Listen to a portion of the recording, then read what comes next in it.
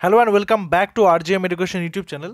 তো আজকে কিন্তু পিএসসির যে মাস্টার্স অ্যান্ড মিস্টার্স নোটিফিকেশনে সেটা ইন্ডিকেটিভ নোটিফিকেশন প্রকাশিত হয়েছে এবং সেখানে অলরেডি আমরা সেটা ডিটেলস এবং সিলেবাস কিন্তু প্রোভাইড করে দিয়েছি সাবজেক্ট ওয়াইজ।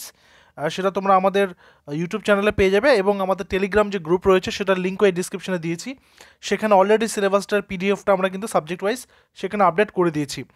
এখানে আমরা আলোচনা করব যে কোয়ালিফিকেশনস কী রয়েছে, মিনিমাম এজ ক্রাইটেরিয়া কী রয়েছে, সেই সমস্ত বিষয়গুলো এবং কোন কোন ক্লাসের জন্য এই নোটিফিকেশন। অর্থাৎ দেখো এখানে কিন্তু ক্লাস 9-10 টিচার্স আর ক্লাস 11-12 টিচার্সের যে লাস্ট টাইম এক্সামটা হয়েছিল, তো সেই বেসিসেই কথা বলবো, যেহেতু ইন্ডিকেটিভ নোটিশটা দিয়েছে এবং সেখানে উল্লেখ রয়েছে সাবজেক্ট ওয়াইজের কথাই, এবং এখানে এক্সাম প্রসিজার কী রয়েছে সেই প্রত্যেকটা বিষয়ে আলোচনা করব।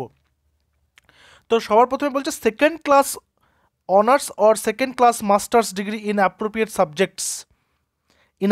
সাবজেক্টস ভিজ, মানে উদাহরণস্বরূপ বলা যাচ্ছে Bengali, English, philosophy, mathematics, physics, chemistry, economics, statistics, history, geography, political science, যে কোনো সাবজেক্ট।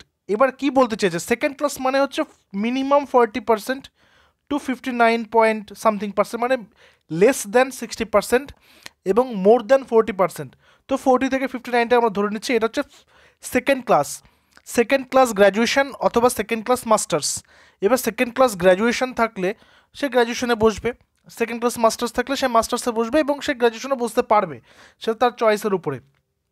আচ্ছা, তাহলে এখানে কিন্তু এমন নয় যে 50% মার্কস পেতে হবে বা 55% মার্কস পেয়ে থাকতে হবে, এমনটা কিন্তু বিষয় নয়। এখানে বলে দিচ্ছে সেকেন্ড ক্লাস অনার্স এবং সেকেন্ড ক্লাস মাস্টার্স ডিগ্রি লাগবে, ঠিক আছে। আচ্ছা, সেকেন্ডলি যেটা হচ্ছে ক্যান্ডিডেটস যেই মিডিয়াম অ্যাপ্লাই করবে, তোমরা ইন্ডিকেটিভ নোটিফিকেশনে দেখেছো যখন লেখা আছে বেঙ্গলি মিডিয়াম, ইংলিশ মিডিয়াম, অর্থাৎ ক্যান্ডিডেটকে ফর্ম ফিল আপের সময় কিন্তু মিডিয়ামটা চুজ করতে হবে, যে তুমি বেঙ্গলি মিডিয়ামের জন্য করছো না ইংলিশ মিডিয়ামের জন্য করছো। এবার ধরে নাও আমি একটা কথা বলছি, যাদের সাবজেক্ট ইংলিশ রয়েছে তারা কি করবে, এবার পশ্চিমবঙ্গের এই পিএসসির আন্ডারে যে সমস্ত স্কুলগুলো রয়েছে বা যাদেরকে যেই স্কুলে রিক্রুটমেন্ট করা হবে, তার মধ্যে অনেকগুলো স্কুল রয়েছে যেগুলো ইংলিশ মিডিয়াম এবং অনেকগুলো স্কুল রয়েছে যেগুলো বাংলা মিডিয়াম।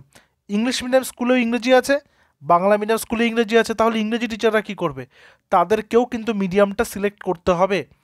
এবং সিলেক্ট করার অর্থ, ধরে নাও একজন ইংরেজির অ্যাসপিরেন্ট সে বাংলা মিডিয়ামটা করলো, তার মানে তার কিন্তু ইংলিশ মিডিয়াম স্কুলগুলোতে যাওয়ার অপশানটা কেটে গেল, সে শুধু বাংলা মিডিয়াম স্কুলগুলোতেই মানে তার জন্যই কম্পিটিশন করবে।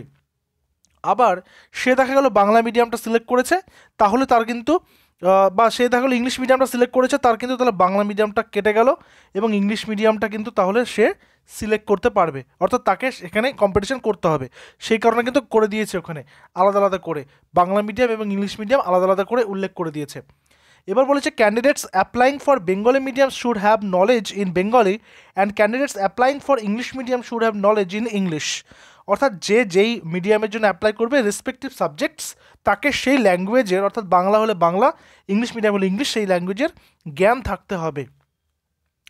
ডিজায়ারেবল, এটা যেহেতু 2015-তে নোটিফিকেশান এসেছিলো, লাস্ট অগাস্টে, 2015 অগাস্টে এসেছিলো, তো সেই সময় কিন্তু বিএডটা এটার জন্য কম্পালসারি করেনি।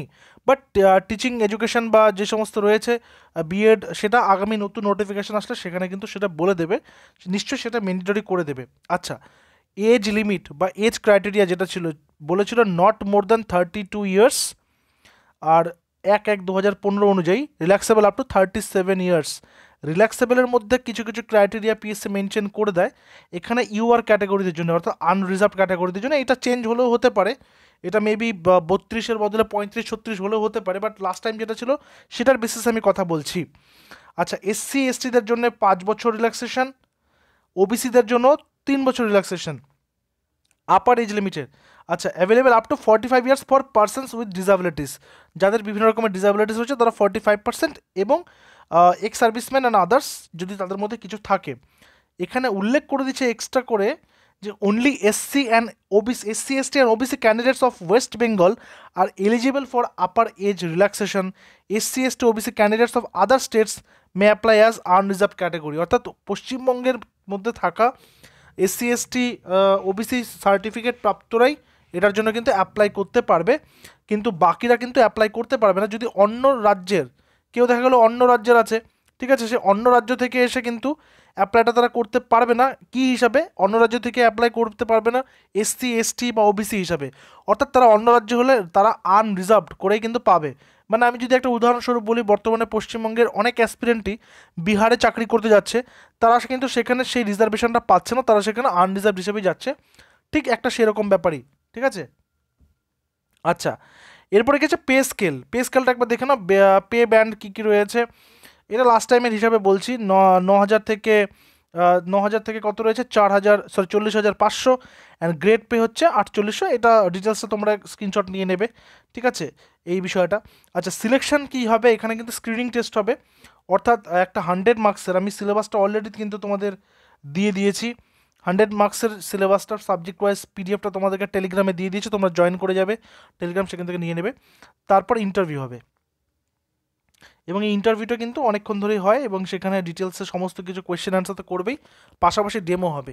এবং কোন স্কুলগুলোতে হবে, বেসিক্যালি কিন্তু যে পিএসসির আন্ডারে থাকা বিভিন্ন রকমের যে স্কিমগুলো আসে, সেই স্কিমের অন্তর্গত বিভিন্ন ট্রাইবাল এরিয়া বা যেগুলো রিমোট এরিয়াতে থাকা স্কুলগুলো, সেখানে নিয়োগগুলো করানো হয়। এবং একটা ট্রান্সফারেবল জব, এখানে কিন্তু ট্রান্সফারও হবে, মানে এমন নয় যে যেখানে চাকরি হলো সেখানেই বাকি জীবনটা চলে যাবে, তা নয়, ট্রান্সফারেবল জব এটা। স্ক্রিনিং টেস্ট হবে, ইন্টারভিউ হবে, তারপরে কিন্তু প্যানেলে আসবে। এবং ভ্যাকেন্সি লাস্ট টাইম কিন্তু খুবই হাতে গোনা ছিল ভ্যাকেন্সি, এবার দেখা যাক, যেহেতু প্রায় 10 বছর হয়ে গেছে, 2015 কথা বলছি, 2025 আসতে চলেছে, প্রায় 10 বছর, তারপর আবার মানে এই বিষয়টা রয়েছে। তো আপডেট পেলে, যখনই আপডেট পাবো নতুন নোটিফিকেশনের, তখনই তোমাদেরকে সমস্ত বিষয় জানিয়ে দেবো, ফিজ, ফর্ম ফিল আপ আর কী কী রয়েছে। লাস্ট টাইম 160 টাকা 160 লেগেছিলো ফর্ম ফিল আপের জন্য, ঠিক আছে। তো এই বিষয়গুলো কিন্তু এখানে রয়েছে, অর্থাৎ সিলেবাসটা তোমাদেরকে দিয়েছি, তোমাদেরকে এজ লিমিটটা দিলাম, এজ ক্রাইটেরিয়া তোমাদেরকে এখানে ইয়েটা দিয়ে দিয়েছি, কোয়ালিফিকেশান কী কী লাগবে সেটা দেওয়া হলো, সিলেবাসও তোমরা জানো। আর বিএড তো লাগবে এবার থেকে কম্পালসারি, যেহেতু 9 to 12-এর, তো বিএড লাগবেই, এটা একটা ব্যাপার রয়েছে। তো আশা করি এই ভিডিওটা হেল্পফুল হবে। তবুও যদি এরপরেও কোনো কিছু রিকোয়ারমেন্টস হয়, অবশ্যই এই ভিডিওর কমেন্ট সেকশনটা খোলা রয়েছে, এখানে জানাবে, কমেন্ট সেকশনে জানাবে, এবং কমেন্ট সেকশনে তোমাদেরকে সমস্ত কিছু কিন্তু আপডেট দিয়ে দেবো। তো দেখা হচ্ছে পরবর্তী ভিডিওতে। Till then stay connected with RGM education YouTube channel. Thank you very much.